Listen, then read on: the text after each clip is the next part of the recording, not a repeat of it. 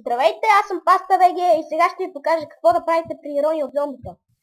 Първо намерете джунгла, да не е много голяма, но аз попаднах в голяма джунгла. И ако къщата, първата ви е превзета от зомбита, правете си къща на дърво. Гледайте да не е много видима, както и недостижима. Защото зомбитата могат по всяко време да дойдат и да ви ограбят. И така, в нея трябва да има чест, работна маса, може да си направите мина, но градина трябва да има задължително. Или около вас трябва задължително да има много дървета. И така, направете си я, да не е много голяма, но да не е много малка, защото все пак ще живеете. Аз съм си направил 2 легла.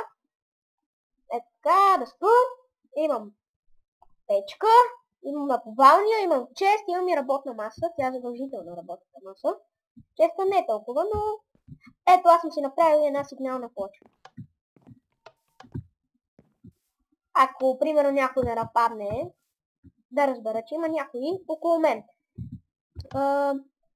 И така, ще ви науча и на една хитринка. Като падате, гледайте да падате ето по тези, като стълбички. И вижте. Става по-меко падането. И разбира се, може да не умрете.